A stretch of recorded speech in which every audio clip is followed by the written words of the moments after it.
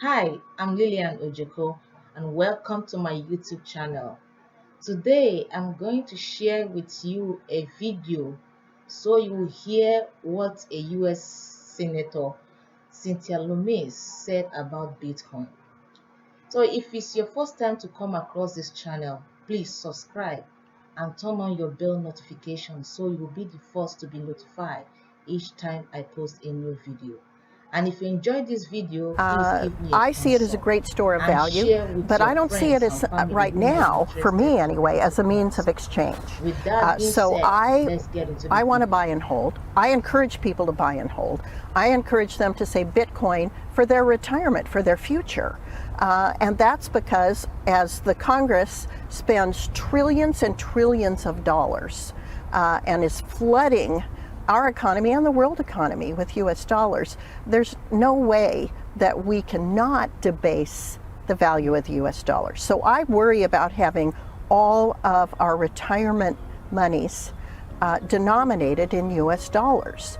So as part of diversification, having a very diverse asset allocation so you don't have all your eggs in one basket, I think one of the strongest stores of value for the long run is Bitcoin. We've always often heard is that lawmakers are against us, against Bitcoin, when in reality, lawmakers, at least in the US, rise from among us, meaning they often want the same things we want.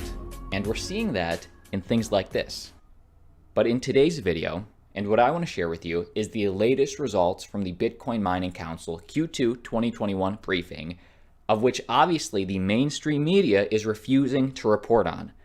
We surveyed miners and industry analysts around the world to assess Bitcoin electricity usage and estimate efficiency, sustainability, and the impact of the China exodus, and the results are in. Listen to this intro from Michael Saylor. Okay. I want to thank everybody for being here today. Welcome to the Global Bitcoin Mining Data Review for Q2 2021. And we have enlisted 23 mining companies into our advisory group.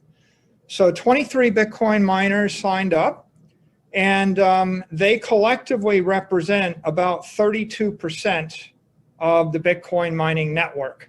And so that really exceeded our expectations. We didn't expect to get a third of the network, but we've been very, very fortunate. You can see the logos of some of the companies here. And we engaged in some pretty serious number crunching. And I'm happy to share the results of that with you today.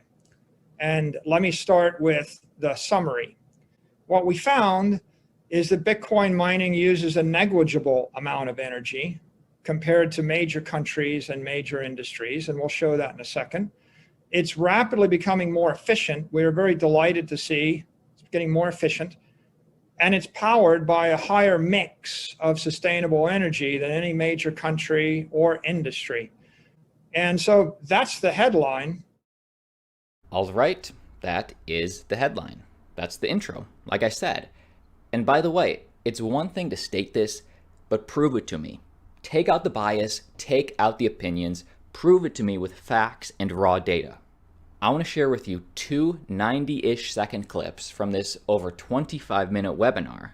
In this first clip, before we even get to how green the Bitcoin network's energy consumption is, Michael Saylor compares just the energy consumption in general of the global Bitcoin network to the other major countries of the world. And it is, by definition, negligible. Watch this. Bitcoin mining energy use is negligible. Now, sometimes people declare Bitcoin mining to be large compared to some certain place, but they compare Bitcoin mining energy use to negligible size other energy uses. If we actually compare Bitcoin mining energy use to major countries, and you can see here the United States and China and the EU and India and Russia and the world, you can see that the Bitcoin mining energy use is literally so small as you can't see the line or the bar on the screen. We had to manually enhance the size of the bar so that you could see it. Otherwise, you literally would not see the bar. The rest of the bars are to scale, and Bitcoin mining is approximately 189 terawatt hours if we gross up the electricity to a full energy basis. Generally, when you convert energy into electricity, you have a 65% power loss. So some of you may have seen a smaller number in terawatt hours. That would be electricity basis, and this is an energy basis. When we take the 189 terawatt hours of energy used by the worldwide Bitcoin mining network, and we compare it to the world, we get about 0.117, or in other words, 12/100ths of 1% of the result. So 12 basis points of the world's energy is Bitcoin mining. Definition of negligible, 0.1%. And so we see it here.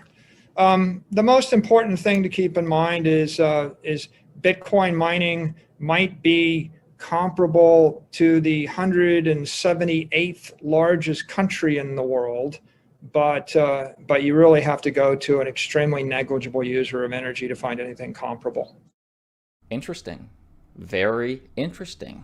Give me your thoughts on Michael Saylor on these stats down below in the video comment section. Do not tune out on me. This next clip talks about how green, to the best of our knowledge, how green the Bitcoin network's energy consumption is. And by the way, Michael Saylor and the council readily admit that maybe the rest of the globe isn't as green as the North American Bitcoin miners. That's a guess. They discuss this. They're trying to be as reasonable as possible. How green the Bitcoin network's global mining is compared to other major countries and other major industries. Watch this. The BMC member data, like the 23 Bitcoin miners that collectively represent 32% of the network, they actually turn out to be running on 67.6% sustainable energy. So that was a surprising number. I mean, we thought maybe 50%, and then a lot more than 50%, but 67, almost 68% sustainable energy mix for the broad cross-section of Bitcoin Mining Council members. We then went and looked at the rest of the world, and we talked to analysts. We looked at all the best public data sources, and what we found was, of course, and we assumed a bit conservatively, that the rest of the world would not be as sustainable as our sample. We kind of assumed that the Bitcoin mining council members might have a slight selection bias, maybe, but we don't know. The most optimistic estimates would be that the rest of the world is comparable to our sample set, but we took a more conservative view. And we also drew from other industry analysts around the world. And we estimate, based upon all the numbers we can find, that the global BTC mining industry is 56% sustainable. So of course, the rest of the world is much less than 56%. You can do the math. It's down in the less than 50% range. But the blend of the two gets us to 56%. And if we compare that to all the rest of the countries in the world, we can see EU is 49% sustainable energy, Germany 48%, the United States is about 30%, South Korea 30%, and then so on and so forth. So the takeaway from this is the Bitcoin mining industry has the highest sustainable energy mix of any major country. And of course, if we look at all the major industries, it's pretty obvious by inspection that Bitcoin mining is much more sustainable than shipping, trains, gasoline-powered automobiles, all of the natural gas-powered industries, most of the heavy chemical industries. And for those businesses that run primarily on electricity, they tend to be sustainable at the electric power grid level. And so Bitcoin mining is in actuality the most sustainable energy mix we could find. Wow, very revealing. And I love this. I love staying up to date on the latest stats. I really appreciate the research, the time that went into this. And if you want to do your own research, or if you're wondering about the data, the sources, they're all here. All of this is based upon a set of different data sources. We've collected all the data sources and posted them here along with the links for all of you. You can see our definition of sustainable electricity and the source of it, and the questions we asked and the data we gathered. All right.